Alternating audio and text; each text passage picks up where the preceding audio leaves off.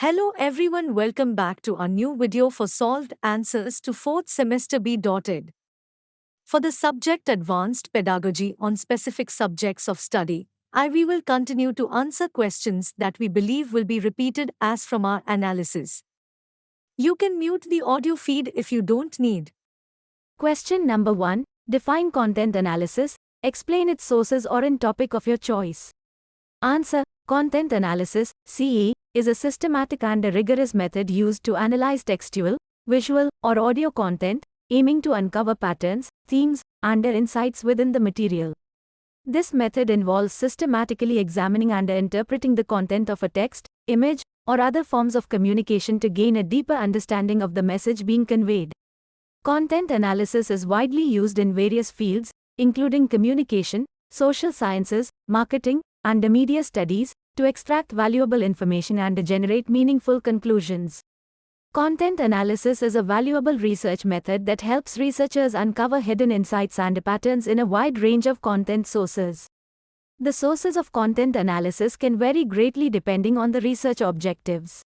Some common sources for content analysis include 1. Textual data. Written or spoken text is a fundamental source for content analysis. This could encompass books, articles, interviews, speeches, social media posts, transcripts, and any other written or spoken content. 2. Visual media. Content analysis can also be applied to visual sources such as photographs, videos, and artwork. Researchers examine the content, composition, and visual elements to identify patterns and themes. 3. Audio content. Audio sources, such as recorded interviews, radio broadcasts, or podcasts, can be analyzed to understand the spoken message, tone, and emotions conveyed through speech. 4. Social media and online content. With the proliferation of digital communication, content analysis of social media posts, comments, and other online content is increasingly common. Researchers can gain insights into public opinion, sentiment, and emerging trends. Advertisements and marketing material. Content analysis is used in marketing research to evaluate the messages, visuals, and appeals in advertisements to understand their impact on consumers. CA typically involves several key steps, including data collection, coding, categorization, and interpretation. Researchers create a coding scheme or set of criteria to systematically analyze the content, identifying themes, patterns, and trends. Quantitative and qualitative methods can be applied, depending on the research goals. Statistical tools, word frequency counts, and sentiment analysis can be used for quantitative content analysis, while qualitative content analysis focuses on interpreting and contextualizing the data. Question number 2. Enumerate the implications of classroom practices. Answer. Classroom practices have far-reaching implications that extend beyond the immediate educational setting. These implications touch upon various aspects of students' lives, the education system, and society as a whole. Here, I'll enumerate some of the key implications of classroom practices. 1. Academic achievement. Effective classroom practices can significantly impact students' academic success. Engaging and well-structured lessons, along with supportive teaching methods, foster a positive learning environment, leading to improved performance. 2. Student engagement. Classroom practices can influence students' engagement with learning. Innovative and interactive teaching methods can captivate students' interest and enhance their willingness to participate in lessons. 3. Educational equity. The way classrooms are structured and the teachers interact with students can either promote or hinder educational equity. Inclusive practices ensure that all students, regardless of their background, have equal access to quality education. 4. Social and emotional development. Classroom practices can nurture students' social and emotional development.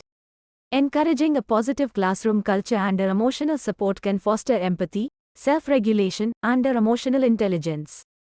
5. Teacher effectiveness. Effective classroom practices depend on teachers' skills and strategies. Continuous professional development and training are essential to improve teacher effectiveness and, by extension, student outcomes. 6. Standardized testing. Classroom practices can influence how students perform on standardized tests, which are often used for accountability and assessment purposes.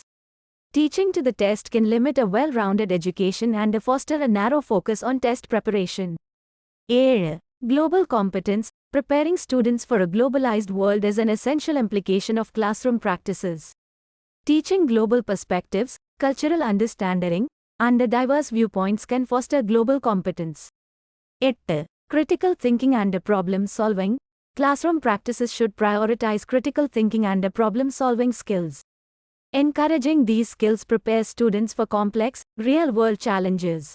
9. Technology integration. The use of technology in the classroom has become increasingly important. Effective integration of technology can enhance learning experiences and better prepare students for the digital age. 10. Societal impact.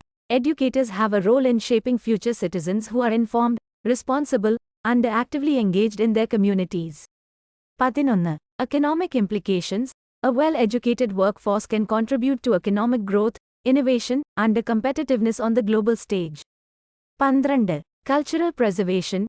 Classroom practices help preserving and passing down cultural heritage and traditions and promote cultural understanding. Next question, question number 3. Explain situated learning with examples. Answer. Situated learning is a theory that posits that learning is most effective when it occurs in the context of authentic and meaningful situations.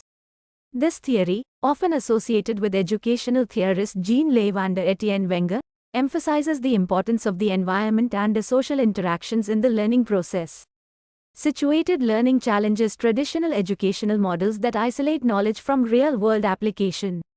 In situated learning, learners are actively engaged in tasks and activities that are situated in a specific context, which provides relevance and a purpose to their learning. This approach highlights the following key principles. 1. Contextualization. Learning takes place in real-world situations or settings, allowing learners to connect their knowledge to practical experiences. For example, an automotive technician might learn best by working on actual cars rather than studying manuals in a classroom.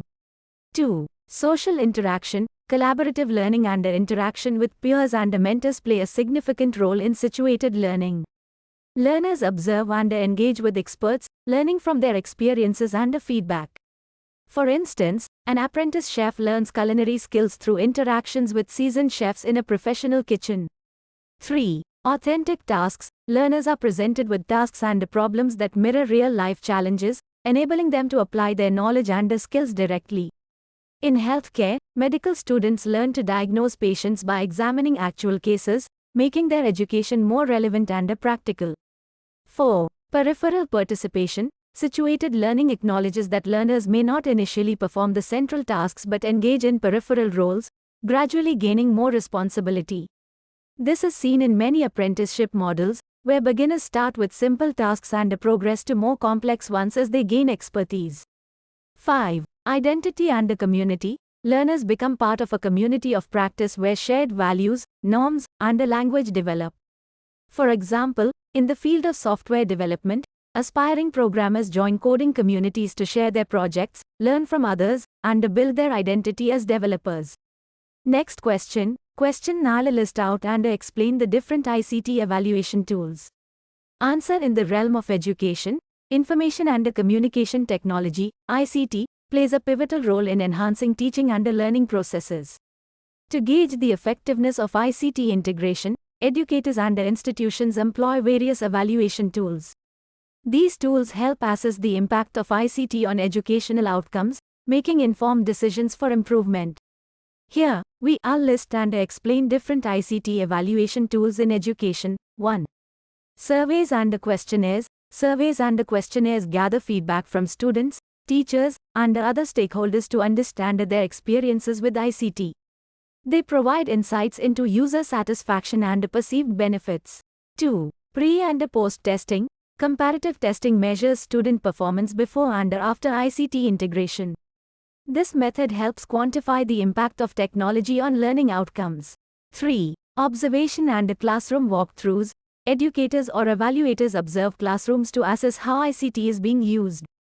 They look at factors such as teacher-student interaction, engagement, and the integration of technology into lessons. 4. Learning Management System, LMS, Analytics. LMS platforms provide data on student engagement, progress, and participation. Educators can analyze these metrics to evaluate the effectiveness of online learning environments. 5. Case studies. Case studies of specific ICT implementations provide a holistic view of the impact on teaching and learning in a real-world context. 6. Focus groups and interviews. Gathering qualitative data through focus group discussions or interviews with students and educators can provide deeper insights into the challenges and benefits of ICT integration. 7. Technology use logs. Tracking the frequency and the duration of ICT tool usage can help educators understand how often technology is employed and for what purposes. 8. Technology-enhanced assessment tools. Online assessment tools can generate detailed data on student performance, enabling educators to evaluate the effectiveness of digital assessments. 9. Cost-benefit analysis. Institutions evaluate the financial investment in ICT and compare it to the benefits derived, such as improved student outcomes or cost savings in the long run. 10. Peer and expert review. External evaluators or peer assessments can provide an objective evaluation of the quality and appropriateness of ICT resources and their impact on learning. Next question, question 5. Define teaching. Explain its characteristics. Answer. Teaching is a complex and multifaceted process that involves the systematic and deliberate imparting of knowledge, skills, values, and information from a knowledgeable source, often a teacher or instructor, to learners with the aim of facilitating their learning and development.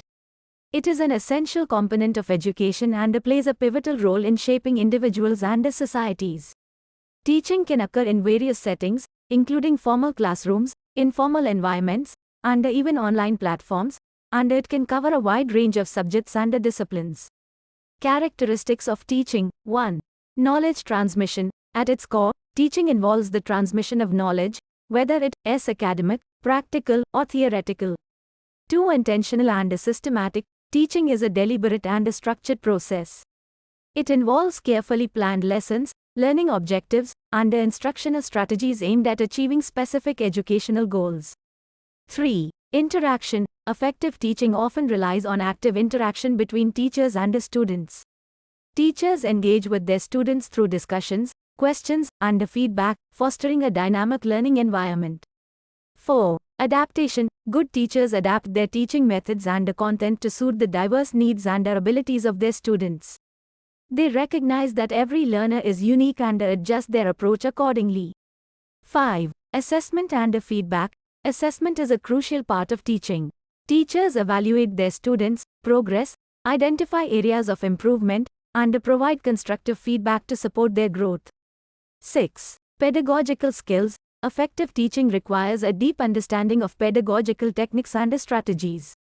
Teachers must be skilled in creating engaging and informative learning experiences. 7. Communication. Clear and effective communication is vital in teaching. Teachers must convey ideas and information in a way that is understandable to their students, promoting comprehension and retention. 8. Motivation. Teachers often play a motivating role in their students' lives. They inspire and encourage learners to pursue knowledge, develop skills, and achieve their goals. 9. Ethics and values. Teaching extends beyond academics, as it can also instill values and ethics in students. Teachers serve as role models and often contribute to the moral and social development of their students. 10. Lifelong learning. Effective teachers recognize the importance of continuous learning. That is all. That's all for this session. Please do share this video to your friends' circle and help us to help you get the best possible notes and materials. Keep watching our videos and happy learning. See you in the next series. Take and bye until then.